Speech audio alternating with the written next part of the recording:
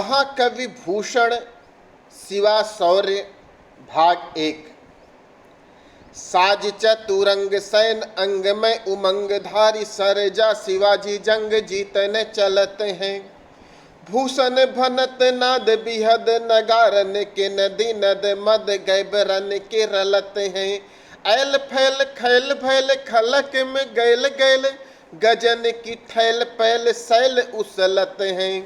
तारा सो तरनी धूरी धारा में लगत जिमी थारा पर पारा पारा वारियों हलते हैं। प्रिय छात्रों, महाकवि भूषण द्वारा रचित शिवा शौर्य से यह कवित्त लिया गया है। यह छंद, इसका नाम है मनहरण कवित्त। ब्रज भाषा में लिखी गया यह कवित्त है। मुक्तक शैली है, वीर रस से संपन्न है तथा ओज गुण है। इस कवित्त में महाराज शिवाजी की चतुरंगिणी सेना जब युद्ध के लिए प्रस्थान करती थी तो उस समय किस प्रकार का वातावरण सृजित होता था, इसका बहुत ही सुंदर चित्रण महाकवि भूषण ने किया है। चलिए इसका हम अर्थ समझते हैं। महाकवि भूषण जी लिखते हैं कि साज चतुरंग सैन अंग में उमंग धारी सरजा शिवाजी जंग जीतने चलते हैं। साज चतुरंग, चतुरंगिणी सेना को, अपने चतुरंगिणी सेना को साज सजाकर। चतुरंगिणी सेना क्या होती है? हाथी, घोड़ा, रथ और पैदल, इस सेना के 4 अंग होते हैं। महाराज शिवाजी की सेना में सेना के चारों अंग युद्ध के लिए निकलते थे। पैदल भी होते थे, घुड़सवार भी होते थे, हाथी पर सवार सैनिक भी होते थे और रथ पर सवार सैनिक या सेनापति भी होते थे। तो वही कहा जा रहा है साज चतुरंग। महाराज शिवाजी अपनी चतुरंगिणी सेना को सजाकर तथा सैन अंग में उमंग धारी, अपनी सेना के इन चारों अंगों में उमंग अर्थात उत्साह धारण करवाते हुए सरजा शिवाजी, सरजा शिवाजी की उपाधि थी, सरजा उपाधिधारी शिवाजी जंग जीतन चलत हैं, युद्ध जीतने के लिए निकल पड़े। कवि सीधे शब्दों में कहता है जंग जीतन चलत हैं। युद्ध में हारने की संभावना ही नहीं है, क्योंकि शिवाजी जिधर निकलते हैं उधर उनकी सेना को विजय ही प्राप्त होती है, कभी भी हारने की संभावना ही नहीं रहती। तो इस प्रकार से अपनी चतुरंगिणी सेना को सजाकर सेना के चारों अंगों में उत्साह धारण करवाकर सरजा उपाधिधारी शिवाजी युद्ध जीतने के लिए निकल पड़े। भूषण भनत, महाकवि भूषण कहते हैं, उनकी चतुरंगिणी सेना को आगे प्रस्थान करता हुआ देखकर महाकवि भूषण कहते हैं कि जब महाराज शिवाजी की सेना आगे निकली तो नाद बिहद नगाड़न के, नाद अर्थात ध्वनि, बिहद अर्थात बड़े बड़े, नगारन अर्थात नगाड़ों के, बड़े बड़े नगाड़ों को बजाए जाने से जो तेज स्वर हो रहा था, उस तेज स्वर को सुनकर गैबरन अर्थात हाथी, हाथी अत्यधिक मतवाले हो गए। और 1-2 हाथी नहीं थे, महाराज शिवाजी की सेना में विशाल संख्या में हाथी थे। तो वो हाथी इतने अधिक मतवाले हो गए कि उनकी कनपटी से बहने वाला मद, मद क्या होता है? जब हाथी उन्मत्त होता है तो उसके कान के पास एक छिद्र होता है जिससे एक द्रव स्रावित होता है। उस द्रव को, उस जल को मद कहा जाता है। और जब वह मद बहने लगता है तब लोग कहते हैं कि हाथी अब मदमस्त हो गया है, इसके सामने जो पड़ेगा वो उसे कुचलता हुआ चला जाएगा, अब ये किसी की बात मानने वाला नहीं है।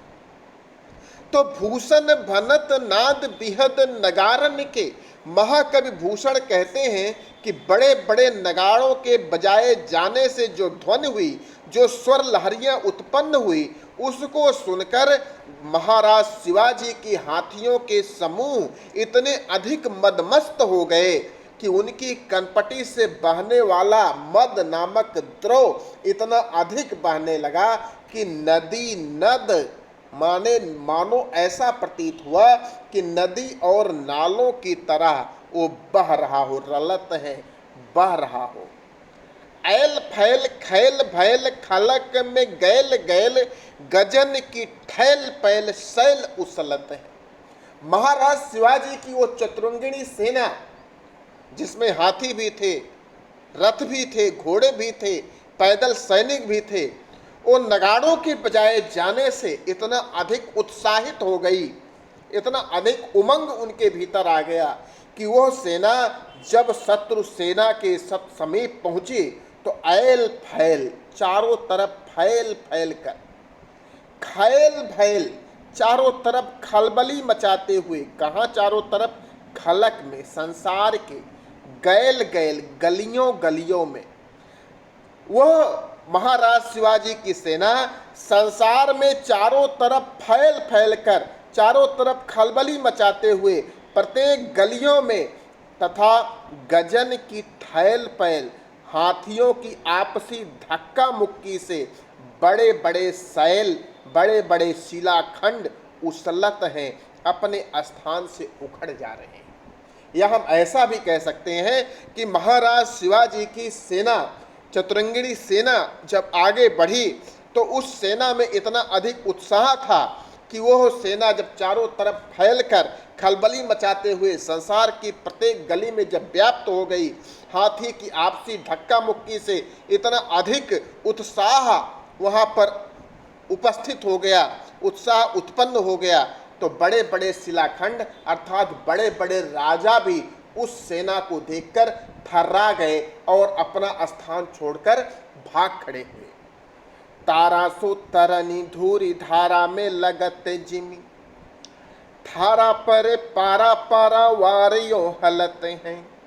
महाराज शिवाजी की चतुरंगिणी सेना के आगे बढ़ने के कारण पृथ्वी से धूरी धारा, पृथ्वी से इतना अधिक धूल का गुबार, धूल के बादल आकाश में उड़ रहे थे कि आकाश में अत्यधिक तेजी से चमकने वाला सूर्य, तरण का अर्थ होता है सूर्य, भी तारे के समान टिमटिमाता हुआ प्रतीत हो रहा था। जिम अर्थात मानो, यहाँ पर उत्प्रेक्षा अलंकार है, मानो वह सूर्य भी पृथ्वी से अत्यधिक मात्रा में धूल के बादल उठने के कारण मानो वह सूर्य भी तारा के समान टिमटिमाता हुआ प्रतीत हो रहा था। तथा थारा पर पारा पारावार यो हालत है। पारावार का अर्थ होता है समुद्र, और थारा पर पारा जो पृथ्वी पर समुद्र है, वो समुद्र भी इस तरह से दिखाई पड़ रहा था मानो किसी थाल पर पारे की बूंद रखी हुई है, जो हालत है, जो इधर उधर हिलता डुलता हुआ प्रतीत हो रहा था। तो प्रिय छात्रों, ये इस प्रकार से शिवा शौर्य के प्रथम छंद की व्याख्या इस प्रथम भाग के अंतर्गत हमने आपको बताई। यह मनहरण कवित्त है। इसमें अनुप्रास, अतिशयोक्ति, उपमा, उत्प्रेक्षा अलंकारों का प्रयोग किया गया है। भाषा इसकी साहित्यिक ब्रज भाषा है। यहाँ पर जो एक लाइन है, ऐल फैल खैल भैल खलक में गैल गैल गजन की ठैल पैल शैल उछलत है, इस पंक्ति में एक अद्भुत नाद सौंदर्य कवि ने उपस्थित किया है तथा सेना के चलने, हाथियों के मद गिरने और धूल के उठने से सूर्य और समुद्र के वर्णन में यहाँ पर अतिशयोक्ति अलंकार का भी आश्रय लिया गया है। पहली पंक्ति में साज चतुरंग सैन अंग में उमंगधारी सरजा शिवाजी जंग जीतन चलत है, एक ही वर्ण के बार बार प्रयोग से अनुप्रास अलंकार भी सृजित हुआ है। इस प्रकार से यह छंद तथा इसकी व्याख्या हमने आपको पढ़ाई। इसकी व्याख्या आपको कैसी लगी कमेंट बॉक्स में लिखकर हमें अवश्य सूचित कीजिएगा। धन्यवाद।